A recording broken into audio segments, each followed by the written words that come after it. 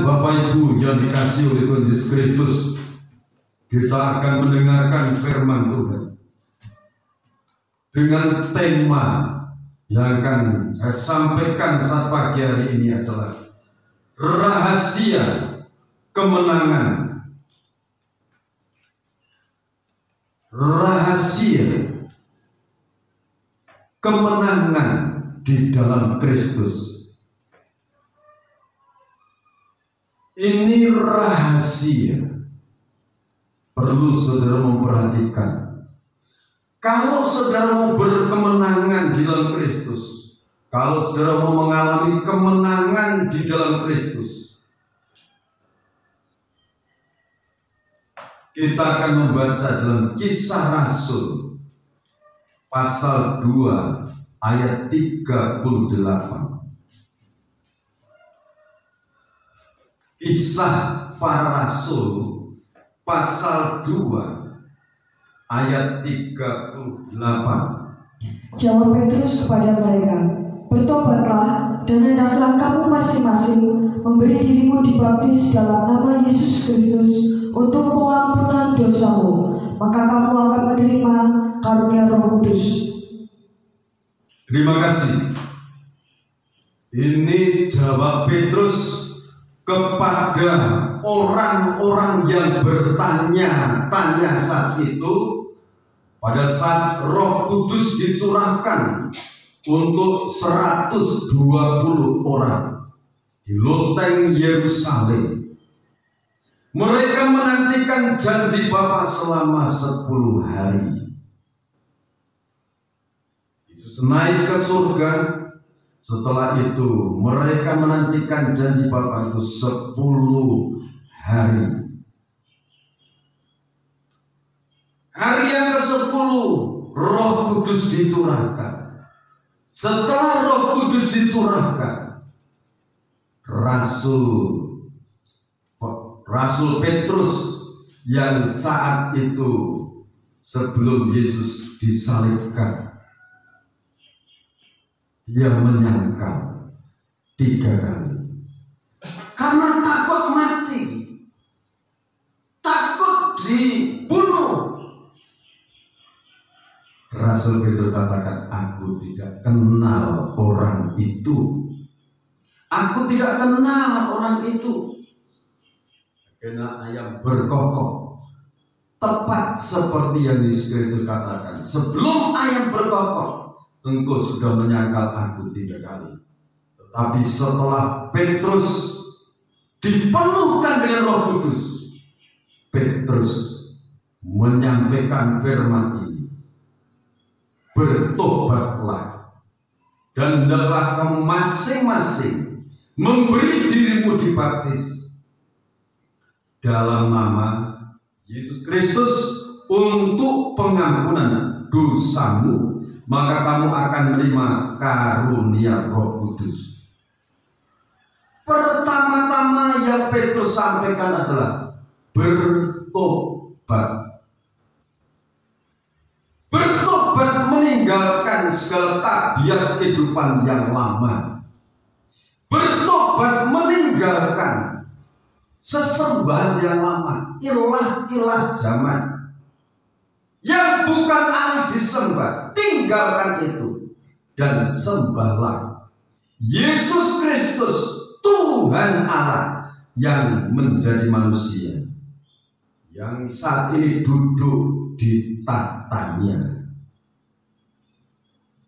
Kalau saudara membaca dalam Injil Lukas pasal 23 ayat 39 sampai ayat 45,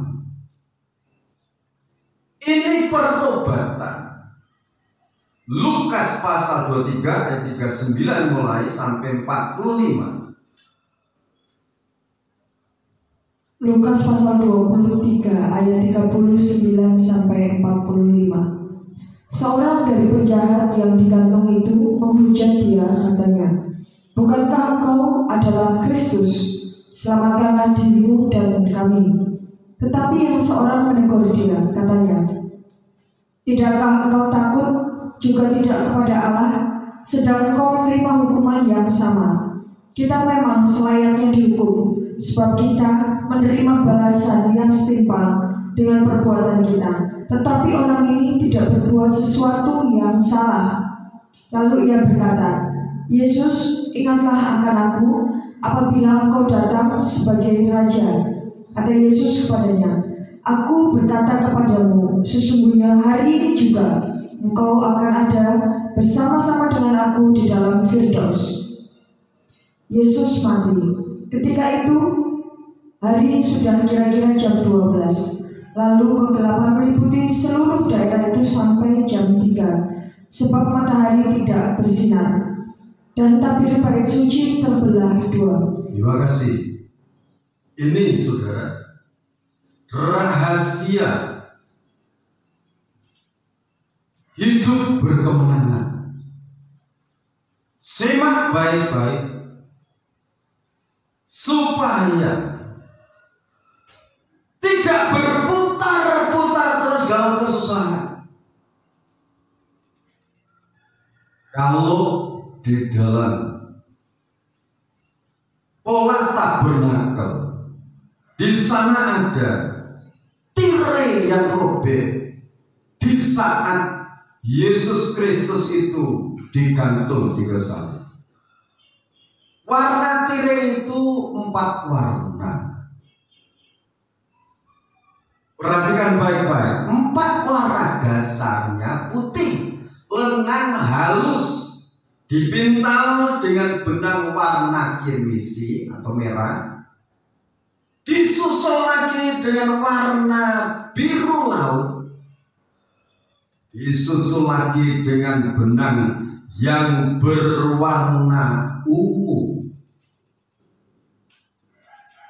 Kalau proses pertobatan meninggalkan segala tabiat kehidupan lama, artinya mati, itu berbicara warna merah. Proses menyatu dengan salib. Setelah itu betul-betul dagingnya mati, dipotong, tabiat hidup lama dipotong, warna biru menyusul. Warna biru itu berbicara warna kebangkitan. Bangkit dari kematian. Bangkit. Setelah itu disusul warna ungu, kemuliaan. Semakin meningkat, mutar lagi, ada proses untuk meningkat lagi, warna merah. Tapi dasarnya warna putih. Putih berbicara kebenaran. Kalau prosesnya karena kebenaran, saudara akan mengalami peningkatan hidup, baik hidup secara jasmani maupun rohani. Amin. Ini rahasia kemenangan. Perhatikan baik-baik. Yang digantung di kayu salib saat itu bersama Yesus Kristus, itu yang di kanan kirinya dua-duanya penjahat. Mereka disalibkan, dibunuh untuk dimatikan, tubuh jironya dibunuh untuk dimusnahkan karena kejahatan. Tetapi Yesus Kristus disalibkan bukan karena dia berbuat dosa, bukan karena dia itu melakukan kecurangan, tetapi dia menanggung segala dosa-dosa manusia. Itu sebelum dia turun ke dunia. Nabi Yesaya sudah menubuatkan 700 tahun sebelumnya. Yesaya pasal 53. Kalau saudara baca dari ayat 1, kalau saudara baca ayat 3 sampai ayat 6 dulu, saudara perhatikan baik-baik itu. Supaya saudara itu kok proses gak selesai-selesai. Wah, tadi udah jelas, gamblang. Kalau proses karena kebenaran firman itu secepatnya akan mengalami peningkatan. Haleluya. Silakan. Yesaya pasal 53. Siapakah yang percaya kepada berita yang kami dengar, dan kepada siapakah tangan kekuasaan Tuhan dinyatakan? Sebagai tanduk ia tumbuh di hadapan Tuhan, dan sebagai tunas dari tanah kering. Ia tidak tampan dan semarangnya pun tidak ada sehingga kita memandang dia, dan rumah pun tidak sehingga kita menginginkannya. Ia dihina dan dihindari orang, seorang yang penuh kesengsaraan dan yang biasa menderita kesakitan. Biasa menderita kesakitan, terus Ia sangat dihina sehingga orang menutup mukanya terhadap dia, dan bagi kita pun dia tidak masuk hitungan. ia sangat dihina sehingga orang menutup mukanya terhadap dia. Kenapa? Sangat buruk di saat dia itu disiksa, didera, diludahi. Ya kalau diludahi itu kakinya, untuk mukanya yang diludahi. Padahal kita yang melakukan kecemaran, pelanggaran. Ya, ayat 4. Tetapi sesungguhnya penyakit kita lah yang ditanggungnya. Sesungguhnya saat itu penyakit kita yang ditanggungnya. Amin. Dan kesengsaraan kita yang dipikulnya. Padahal kita mengira dia kena tulah, dipukul dan ditindas Allah. Tetapi dia tertikam oleh karena pemberontakan kita. Dia diremukkan oleh karena kejahatan kita. Dia yang diremukkan, dicambuk remuk tubuhnya. Itu kejahatan kita. Gebuki, dicambuk. Kita yang jahat. Ya terus. Ganjaran yang mendatangkan keselamatan bagi kita ditimpakan kepadanya, dan oleh bilur-bilurnya kita menjadi sembuh. Ya terus. Kita sekalian sesat seperti domba. Masing-masing kita mengambil jalannya sendiri. Tetapi Tuhan telah menimpakan kepadanya kejahatan kita sekalian. Ia dianiaya. Tetapi dia membiarkan diri ditindas dan tidak membuka mulutnya, seperti anak domba yang dibawa ke pembantaian, seperti induk domba yang keluh di depan orang-orang yang menggunting bulunya. Ia tidak membuka mulutnya. Sesudah penahanan dan penghukuman ia terambil. Dan tentang nasibnya, siapakah yang memikirkannya? Sungguh ia terputus dari negeri orang-orang hidup, dan karena pemberontakan umatku ia kena tulah. Ya, pemberontakan umatku, dia kena tulah. Dia dikutuk. Orang menempatkan kuburnya di antara orang fasik, dan dalam hatinya ia ada di antara penjahat-penjahat. Di antara penjahat, kanan kirinya itu penjahat. Terus Sekalipun ia tidak berbuat kekerasan, dan tipu tidak ada dalam mulutnya. ingat baik-baik, tipu tidak ada di dalam mulutnya. Ya terus. Tetapi Tuhan berkehendak meremukkan dia dengan kesakitan. Apabila ia menyerahkan dirinya sebagai korban penebus salah, ia akan melihat keturunannya, umurnya akan lanjut, dan kehendak Tuhan akan terlaksana olehnya. Sesudah kesusahan jiwanya, Ia akan melihat terang dan menjadi puas, dan hambaku itu sebagai orang yang benar akan membenarkan banyak orang oleh hikmatnya, dan kejahatan mereka dia pikul. baik-baik, ayat 12. Sebab itu aku membagikan kepadanya orang-orang besar sebagai rampasan, dan ia akan memperoleh orang-orang kuat sebagai jarahan, yaitu sebagai ganti karena ia telah menyerahkan nyawanya ke dalam maut, dan karena ia terhitung di antara pemberontak-pemberontak, sekalipun ia menanggung dosa banyak orang dan berdoa untuk pemberontak-pemberontak. Sejak kapan dia berdoa untuk pemberontak-pemberontak? Setiap pagi, setiap malam berdoa untuk pemberontak-pemberontak itu supaya bertobat. Amin. Ini kembali lagi ke Lukas pasal 23. Ini rahasia, saudara. Rahasia kemenangan. Kalau dalam menangkap firman dan saudara imani dan terapkan, Dalam nama Kristus, kemenangan di setiap langkah saudara akan turun. Haleluya. Seorang dari penjahat yang digantung itu menghujat dia. Loh, dihujat. Yesus Kristus yang di tengah-tengah itu dihujat oleh penjahat itu. Katanya, bukankah engkau adalah Kristus? Selamatkanlah dirimu dan kami. Dalam kondisi yang seperti itu, sudah cengek-cengek mau mati, masih menyalahkan Tuhan. Tuhan sebagai gembala Yesus itu katakan, akulah gembala yang baik. Gembala yang baik itu merelakan nyawanya demi keselamatan jiwa-jiwa. Dia merelakan, tetapi masih dihujat oleh pemberontak ini. Seringkali terjadi dalam kehidupan manusia. Terjadi seperti ini. Apakah Tuhan tidak mendengar doaku? Apakah Tuhan tidak mendengar seruanku? Kalau kau mendengar, kenapa tidak dijawab doaku? Kalau engkau Tuhan, mari tolong aku. Turunlah engkau. Padahal kalau orang sengsara seperti ini perlu belajar dengan penjahat yang di sampingnya.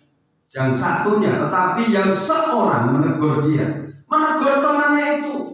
Jadi digantung di kawasan itu ada komunikasi mereka.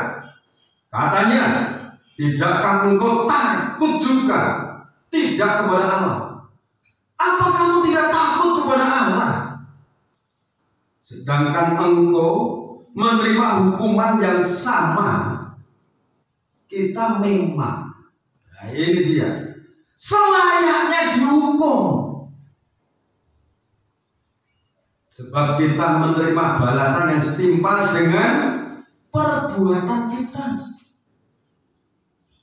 Tetapi orang ini tidak berbuat sesuatu yang salah. Ayo sekarang kita masing-masing mencerna firman ini. Ini rahasia kemenangan, baik secara pribadi maupun di tengah-tengah keluarga, dalam hidup suami istri, dalam hidup keluarga, tambah anak, tambah cucu, menantu, tambah usahanya semakin ruwet dan sebagainya. Kalau saudara belajar dengan firman ini, saudara akan mengalami kemenangan. Caranya bagaimana? Cara yang pertama, kalau menghadapi masalah, satu, jangan menganggap Tuhan itu buta. Jangan menganggap Tuhan itu tidak mampu menolong masalahmu. Jangan menganggap Tuhan itu tidak mendengar doa-doamu. Tetapi yang perlu kita sadari, pertama, menyadari, koreksi diri. Kalau aku mengalami seperti ini sudah pantas, karena ini perbuatanku. Ya kan, ini perbuatanku. Ini setimpal ini dengan perbuatanku, aku mengalami sengsara seperti ini. Akhirnya penjahat yang satu ini, yang menyadari kesalahannya, menegur temannya. Kalau kamu disengsarakan seperti itu, disiksa seperti itu udah pantas. Tetapi orang ini siapa sehingga kamu hujat, kamu hina?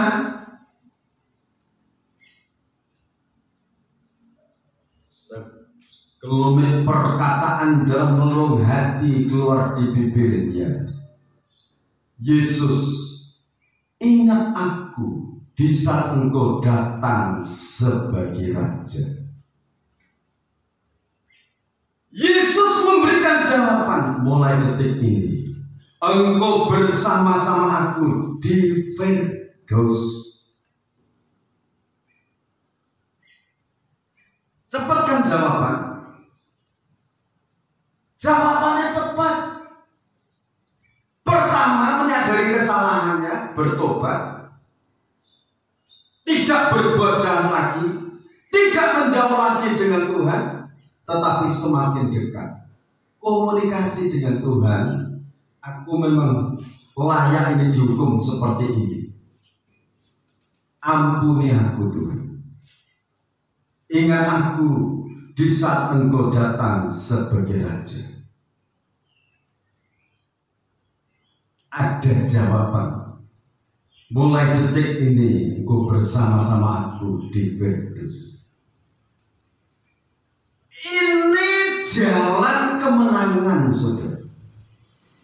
Karena apa? Segala penderitaan manusia, kesengsaraan manusia, sakit penyakit ditanggung Yesus Kristus di Kalvari. Kanan kiri penjahat penyamuk, dia disamakan dengan itu. Tetapi sesungguhnya Yesus Kristus itu sangat mengasihi kita semua. Yesus Kristus sangat mencintai kita. Kalau kita masing-masing mau koreksi diri, detik ini pun dia membukakan jalan. Yang katakan, sebab matahari tidak bersinar dan tabir bait suci terbelah dua. Di saat Yesus Kristus disalibkan, kegelapan meliputi lokasi. Matahari tidak bersinar, dan saat itu tabir bait suci terbelah. Tabir bait suci terbelah. Makna rohani Wahyu pasal 4 ayat 1 mulai.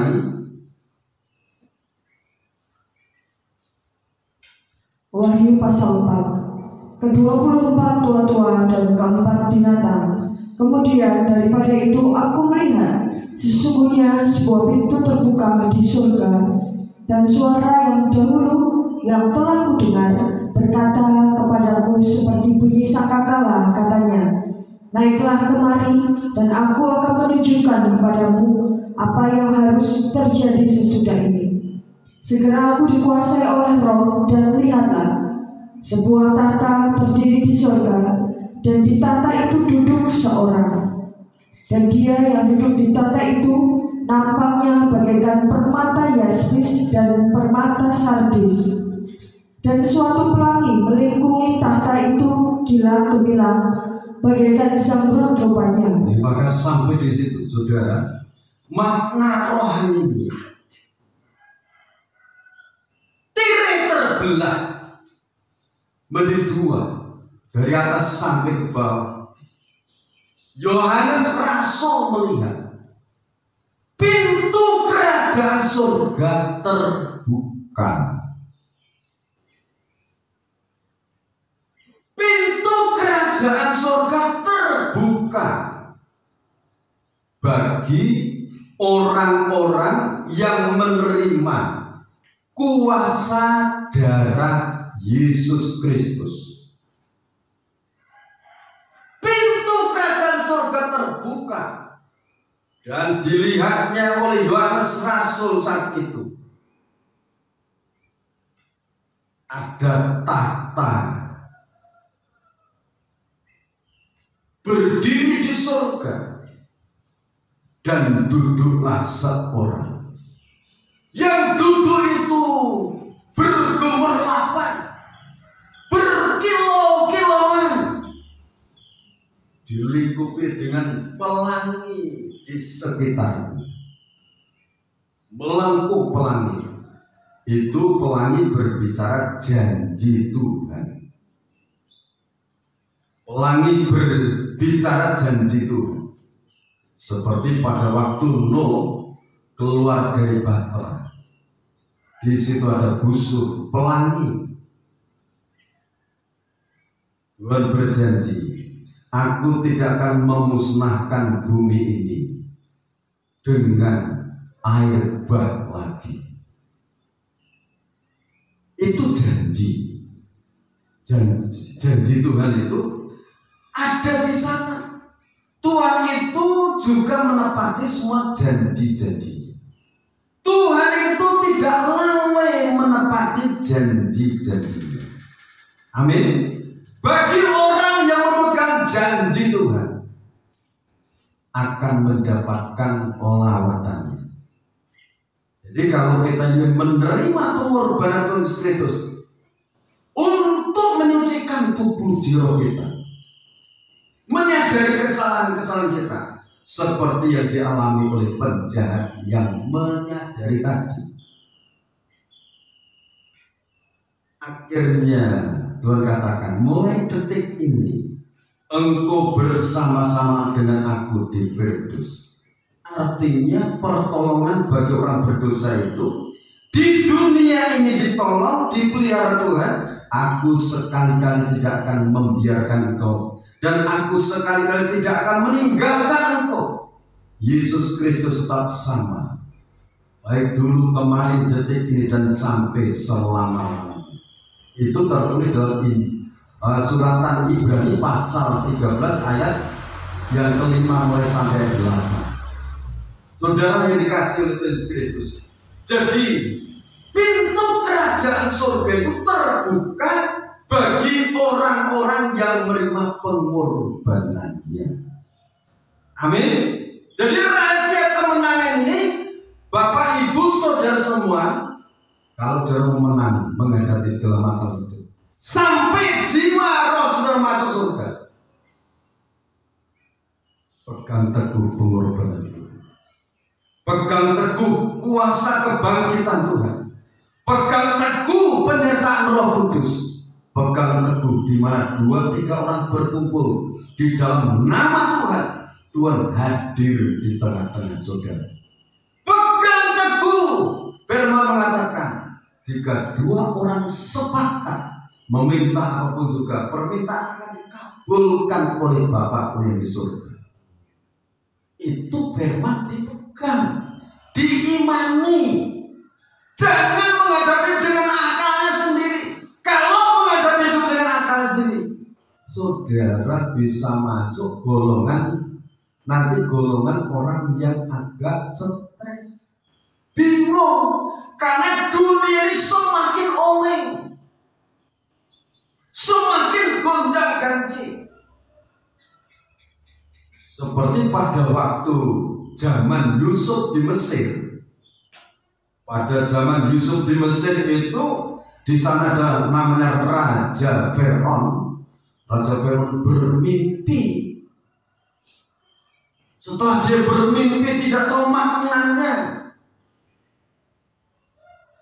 dia mencari para nujum, para ahli penerjemah mimpi. Tidak ada yang menjawab. Tetapi muncullah Yusuf yang bisa menerjemahkan mimpinya Raja Firaun. Yang saya tangkap hari ini, kalau para pejabat negara di berbagai negara seluruh dunia, Firaun itu berbicara pejabat negara. Sekarang mereka sudah menghadapi problem yang sangat berat.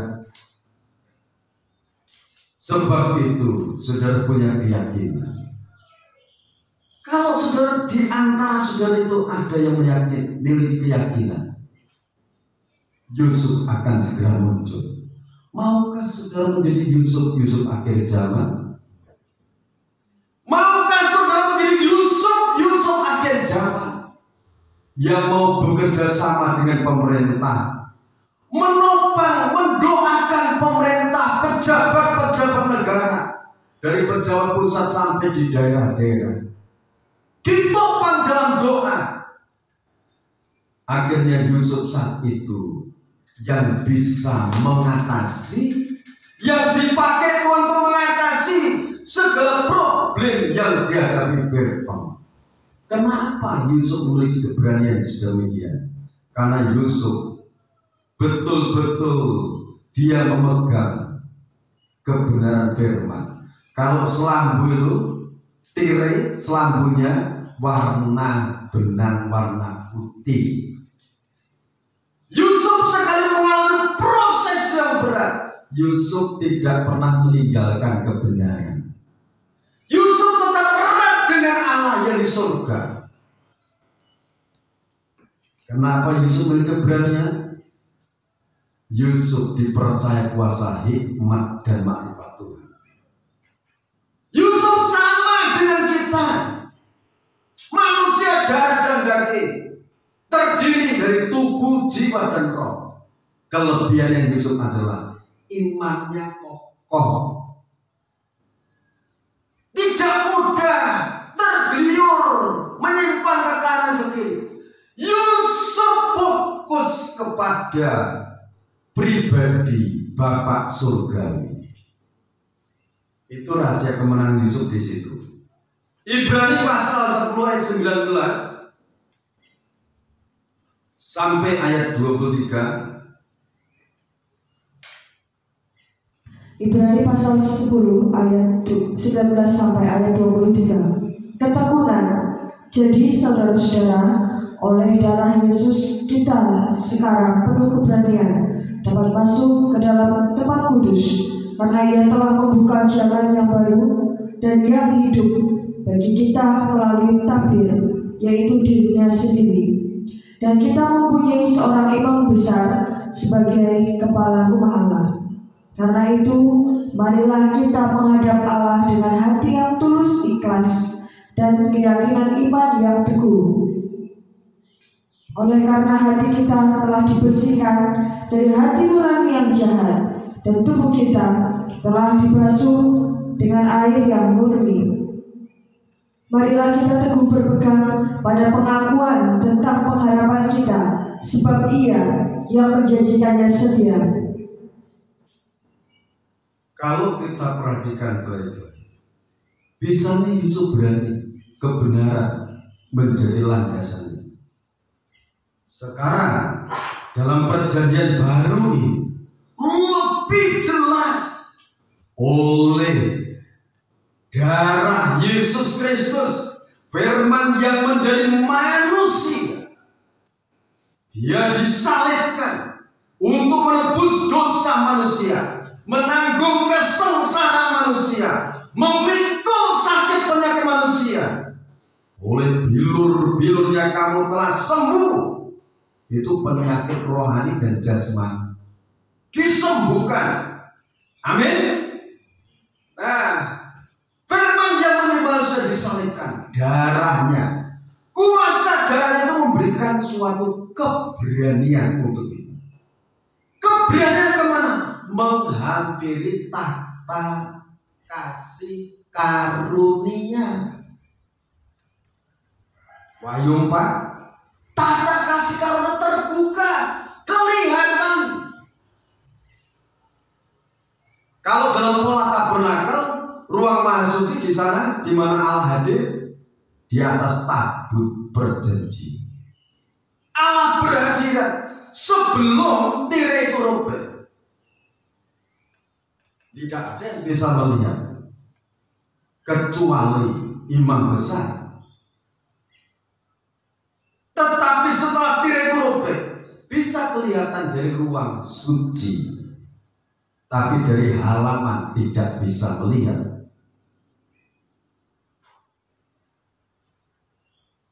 Jadi kalau mau melihat Tuhan, itu betul-betul harus suci hatinya, pikirannya. Amin. Begitu firman katakan, kuduslah kamu, sebab aku Tuhanku kudus. Amin. Nah, oleh dari Yesus Kristus kita penuh keberanian. Yang membuat kita berani adalah kalau kita mau mengaku dosa kita. 1 Yohanes pasal 1 ayat 9. Allah itu setia dan adil. Kalau kita mengaku dosa kita, minta ampun, Dia mengampuni. Dia akan melepaskan kita dari segala dosa dan menyucikan kita dari segala kejahatan. Dilepaskan sehingga kita diberikan kuasa untuk menghadap pada Dia. Setelah itu, saudara, ayat 23, marilah kita teguh berpegang pada pengakuan tentang pengharapan kita, sebab Ia Tuhan yang menjadikannya setia. Setelah mendapatkan penyucian, kita harus iman kita, pengakuan iman kita harus teguh. Yang pertama itu iman harus teguh, jangan bimbang, jangan goyah. Kalau ada orang menuduh, Tuhan yang melihat saya, bukan kamu. Kalau kamu manusia hanya melihat kesalahanku ini, tetapi Tuhan yang maha melihat aku. Haleluya. Terus yang kedua, pengharapan fokus pada Dia. Pintu kerajaan surga terbuka seiring tirerobe. Pintu kerajaan surga terbuka bagi orang-orang yang menerima pengorbanan Tuhan Yesus Kristus di Kalvari. Setiap saat pintu itu terbuka dan Dia, Bapa yang di surga, bertahta di surga itu, bersinar-sinar penuh kasih sayang, memperhatikan kita. Kalau diumpamakan seperti anak yang gila, Bapak itu selalu menunggu-nunggu anakku masihkah dia hidup atau sudah mati. Ketika anak yang meninggalkan bapaknya itu sadar, dia mengatakan, aku telah berdosa kepada Bapak dan terhadap surga. Aku mau kembali kepada Bapak. Aku tidak layak diakui sebagai anak Bapak. Biarlah aku diakui sebagai pelayannya saja. Tetapi ketika anak itu pulang, Bapak itu merangkul dia. Anakku, kamu anakku. Dan aku tidak layak. Disebut anak Bapak, aku tidak layak. Bapak itu katakan, ambil anak lembu yang kambing, sembelih untuk kita berpesta. Ambilkan sepatu, ambilkan jubah yang terbagus, ambilkan cincin untuk anak.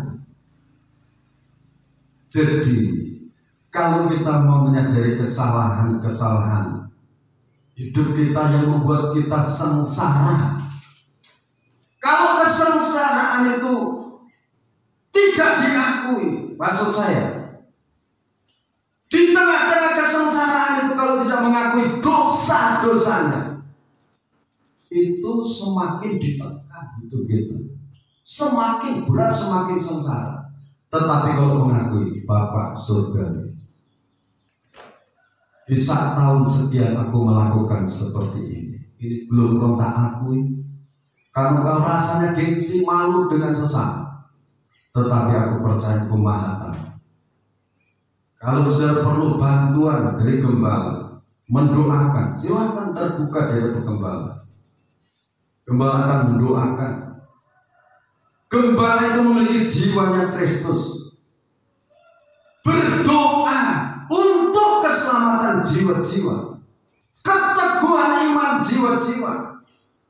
Berdoa untuk setiap pergumulan sidang jemaat dalam pekerjaan dan sebagainya. Oh demikian, kalau ada jemaat yang menilai gembalanya tidak baik, Tuhan Yesus Kristus pun mengalami yang lebih buruk. Dia diludahi, dia dihina. Keburukan manusia seluruh jagat dia tanggung. Digantung di kayu salib dia masih berdoa, Bapa, ampunilah segala dosa-dosa mereka, karena mereka tidak tahu apa yang mereka lakukan. Mengapa doanya sedemikian? Karena mereka tidak tahu apa yang mereka lakukan. Kalau dijelaskan, mereka tidak tahu akibatnya mereka berbuat seperti itu. Tapi betul-betul luar biasa rahasia wahyu dalam Lukas pasal 23 ini. Di situ pemberitahuan kalau orang yang berdosa mengenai masalah secepatnya mengakui dosa, menyelesaikan masalah dalam hidupnya, suami istri menyelesaikan masalahnya dan berhenti berbuat dosa. Anak menyelesaikan masalah dengan orang tuanya dan sebagainya. Detik itu pun Tuhan berkenan membukakan tingkat-tingkat berkat dari surga. Segala pintu berkat akan dibukakan oleh Dia. Manusia boleh menutup, tetapi kalau Tuhan sudah membuka, tidak ada yang dapat menutupnya. Haleluya. Tapi sebaliknya, kalau Tuhan sudah menutup, tidak ada yang bisa membuka. Ini betul-betul rahasia kemenangan. Kalau saat saudara mempribadikan firman ini dan saudara dihina, ingat, Yesusku, kekasih jiwaku, Dia maha benar, saja dihina, diludahi. Aku mengalami seperti ini. Aku jatuh bangun dalam dosa. Terpujilah Engkau ya Tuhan. Amin. Nah saudara, maju lagi. Kita harus memiliki keyakinan yang kokoh, pengharapan yang fokus kepada Dia. Mengapa? Dia yang berjanji itu setia. Dia tidak lalai menepati janji-janji. Haleluya. Kolose pasal 1 ayat 23, Roma 1 ayat 16 dan 17. Silakan. Kolose pasal 1 ayat 23. Sebab itu kamu harus bertekun dalam iman, tetap teguh dan tidak bergoncang, dan jangan mau digeser dari pengharapan Injil. Jangan mau digeser dari pengharapan Injil yang telah kamu dengar dan yang telah dikabarkan di seluruh alam di bawah langit, dan yang aku ini, Paulus, telah menjadi pelayannya. Saudara, Roma pasal 1 ayat 16 dan 17. Injil itu kekuatan Allah, sebab aku mempunyai keyakinan yang kokoh dalam Injil. Ya, ini Rasul Paulus. Dia bersaksi, aku memiliki keyakinan yang kokoh dalam Injil. Terus, karena Injil adalah kekuatan Allah yang menyelamatkan setiap orang yang percaya. Pertama-tama orang Yahudi, tetapi juga orang Yunani. Sebab di dalam nyata kebenaran Allah yang bertolak dari iman dan memimpin kepada iman, seperti ada tertulis, orang benar akan hidup oleh iman. Iman pada Dia, Bapa yang di surga. Dia yang selalu melihat kita dari surga terbuka. Dia melihat kita setiap saat. Dalam Dia tidak ada dusta, dalam Dia tidak ada kegelapan, selalu terang. Jangan mau digeser dari pengharapan Injil. Karena Injil itu adalah kekuatan Allah. Yang disebut Injil adalah Matius, Markus, Lukas, Yohanes. 14 surat itu yang nulis Rasul Paulus. Surat-surat itu 14 surat juga rasul yang lain juga menulis. Kalau kitab Wahyu itu Yohanes Rasul yang mendapat diplom Patmos itu. Kita harus teguh dalam pengharapan Injil. Karena apa? Dalam Injil itu berita keselamatan diuraikan. Kematian dan kebangkitan Kristus disampaikan. Sekarang Ibrani pasal 10 tadi ayat 24 dan 25.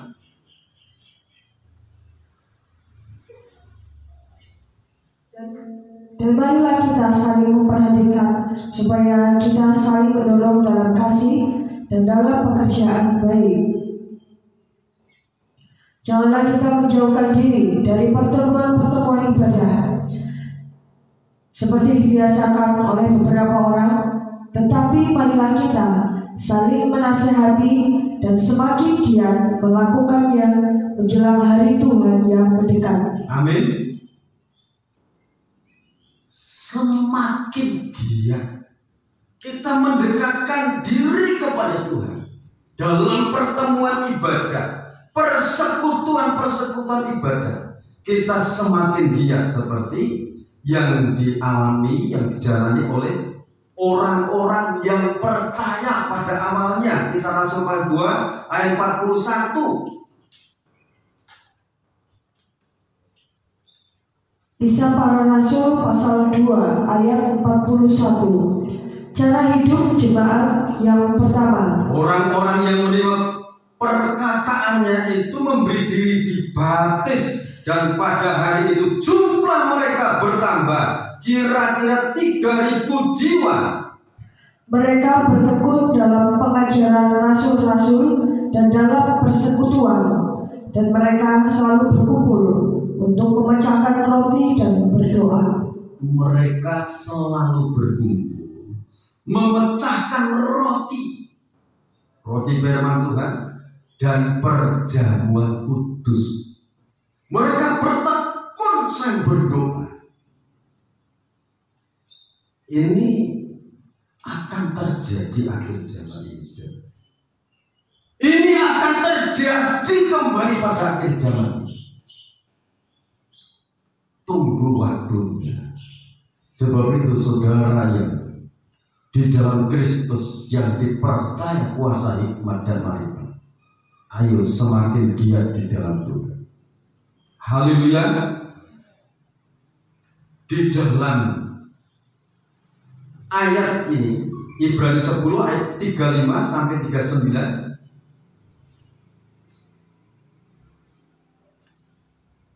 Ibrani pasal 10 ayat 35 sampai 39. Sebab itu janganlah kamu melepaskan kepercayaanmu, karena besar upah yang menantinya.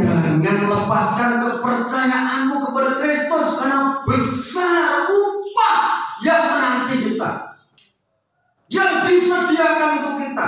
Sebab kamu memerlukan ketekunan, supaya sesudah kamu melakukan kehendak Allah, kamu memperoleh apa yang dijanjikan itu. Ya, kamu akan memperoleh apa yang dijanjikannya itu. Sebab sedikit, bahkan sangat sedikit waktu lagi, dan Ia yang akan datang sudah akan ada tanpa menangguhkan kedatangannya. tetapi orangku yang benar akan hidup oleh iman. Dan apabila Ia mengundurkan diri, maka aku tidak berkenan kepadanya. Ya, kalau kita mengundurkan diri dari Dia, dari Bapa Surga, Tuhan nanti tidak berkenan. Sebab itu jangan sampai kita melepaskan kepercayaan kita kepada Kristus, supaya di saat nanti Dia datang, Dia selalu berkenan pada kita. Amin.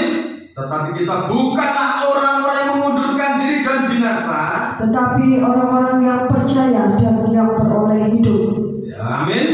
1 Korintus 15:58.